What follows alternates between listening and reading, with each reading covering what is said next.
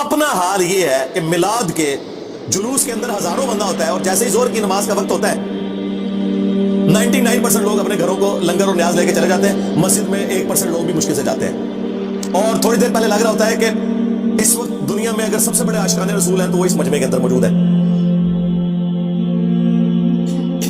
دوسری طرف 10 محرم کے جلوس کے اندر لگ رہا ہوتا ہے کہ آج اگر کوئی بھی یزید سامنے آئے گا وہ بچے گا نہیں، کیونکہ یہ عاشقان حسین نکلے ہوئے ہیں۔ اور جیسے ہی زور عرصہ کی نماز کا وقت ہوتا ہے اور وہ ان جلوسوں کے دوران زہرین کی نماز پڑھاتے ہیں نا، تو 99% لوگ سائڈ پہ ہو جاتے ہیں، ساڑھے کپڑے پلید رہے، پلیدو کپڑے پلید رہے، مسلمان اور کپڑے پلید، اور چند لوگ آپ کو نماز پڑھتے ہوئے نظر آئیں گے۔ یہ پریکٹیکلی مسلمانوں کی حالت ہے، اور ان مسلمانوں کو قرآن کو آگ لگانے کے اوپر غصہ آ جاتا ہے، بہت اچھی بات ہے، لیکن قرآن کو آگ تو آپ لوگوں نے پریکٹیکلی لگا دی ہوئی ہے، قرآن کی کسی بات کے اوپر عمل نہیں کر رہے۔ یہ قرآن کا حکم تھا نا، سورہ روم آیت نمبر 31، وَأَقِيمُوا الصَّلَاةَ وَلَا تَكُونُوا مِنَ الْمُشْرِكِينَ، دیکھنا نماز کو قائم کرنا، مشرک نہ ہو جانا۔ قرآن کو آگ تو مسلمانوں نے لگائی ہوئی ہے۔ قرآن چیخ چیخ کے کہہ رہا ہے کہ جو نماز نہیں پڑھتا وہ پاکستان کے شناختی کارڈ میں مسلمان ہے، اللہ کے ہاں وہ مسلمان نہیں ہے۔ صحیح مسلم میں یہ حدیث لکھی رہ گئی 246 کہ بندے کے کفر اور ایمان، شرک اور اسلام کے درمیان فرق ہی نماز ہے۔ یہ حدیث مسلم میں ہی لکھی رہ گئی کہ ابن مسعود رضی اللہ تعالیٰ عنہ کہتے ہیں کہ جماعت کے ساتھ نماز پڑھنا یہ سنت خدا ہے، یہ تمہارے نبی کی وہ سنت ہے نے انہیں عطا کی، اگر اسے چھوڑ دو گے تو برباد ہو جاؤ گے۔ رسول اللہ کے زمانے میں اگر کوئی بیمار بھی ہوتا اور 2 بندوں کے سہارے مسجد میں آ کے نماز پڑھ سکتا تو اس کی کوشش ہوتی کہ میں مسجد میں جماعت سے نماز پڑھوں، کہیں مجھے منافق نہ شمار کر لیا جائے۔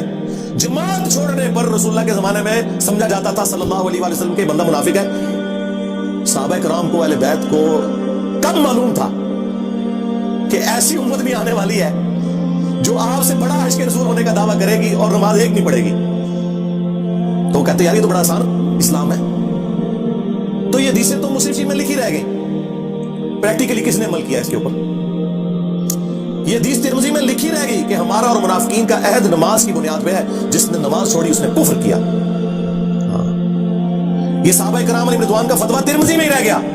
عبداللہ بن شقیق تابعی کہتے ہیں کہ صحابہ کرام علیہ رضوان تارک الصلاۃ کے سوا کسی کی تکفیر نہیں کرتے تھے، صرف بے نمازی کو وہ کافر سمجھتے تھے، باقیوں کو وہ تمام غلطیوں کے باوجود مسلمان تصور کرتے تھے۔ اندازہ کریں، یہ ترمذی میں لکھا رہ گیا جناب۔ ہاں، ہم جب چیخ چیخ کے یہ باتیں بیان کرتے ہیں لوگ کہتے ہیں یار یہ کس قسم کی باتیں کر رہے ہیں، یہ کہاں پہ لکھی ہوئی ہیں؟ سرکار کتابوں میں لکھی ہوئی ہیں۔ یہی تو ہم آپ سے کہہ رہے ہیں کہ مرنے سے پہلے اے مسلمان کر لے اس پہ غور، کتابوں کا خدا اور ہے، بابوں کا خدا اور۔ یہ حدیث ابو داؤد میں لکھی رہ گئی کہ بچہ جب 7 سال کا ہو جائے تو اسے نماز کا حکم دو، اور نہ پڑھے 10 سال کی عمر میں اسے سزا بھی دو، اور 10 سال کے بچوں کے بستر بھی الگ کر دو۔ یہ ابو داؤد میں لکھی رہ گئی حدیث۔ عمل کس نے کیا؟ یہ حدیث ابن ماجہ میں لکھی رہ گئی کہ نبی علیہ السلام نے فرمایا اے معاذ اللہ کے ساتھ شرک نہ کرنا، خواہ تمہارے ٹکڑے ٹکڑے کر دیے جائیں، تمہیں قتل کر دیا جائے، سولی دے دیا جائے، یا آگ میں زندہ جلا دیا جائے، شرک نہ کرنا۔ یہ پہلی نصیحت۔ اسی حدیث میں دوسری نصیحت، نماز نہ چھوڑنا۔ تمہارا اللہ کے ساتھ عہد نماز کی بنیاد پہ ہے، اگر تم نے نماز چھوڑ دی تو اللہ کا ذمہ اٹھ گیا تم سے۔ اور تیسری چیز فرمایا شراب نہ پینا یہ تمام برائیوں کی جڑ ہے۔ تو یہ حدیثیں تو لکھی رہ گئی سرکار۔ یہ حدیث مسند احمد میں ہی لکھی رہ گئی کہ نبی علیہ السلام نے فرمایا کہ نماز قیامت کے دن نمازی کے لیے دلیل، نجات اور نور ہوگی، اور جو نماز نہیں پڑھتا قیامت کے دن نہ اس کے لیے کوئی دلیل ہوگی اللہ کے حضور بچنے کی، نہ نجات اور نہ کوئی روشنی، نور جو پل صراط سے گزرنے کے لیے قرآن میں ہے نا وہ نور۔ اور پھر نبی السلام نے فرمایا کہ بے نمازی کا حشر اسی حدیث میں آتا ہے، فرعون، قارون اور حامان اور امیہ ابن خلف کے ساتھ ہوگا۔ ہاں جی، کچھ بھی ہے تیرے محبوب کی امت سے ہے۔ محبوب تو پہلے ہی بتا گیا کہ بے نمازی تیرا حشر تو فرعون کے ساتھ ہونا ہے، تیرا حشر قارون کے ساتھ ہونا ہے، امیہ ابن خلف کے ساتھ ہونا ہے۔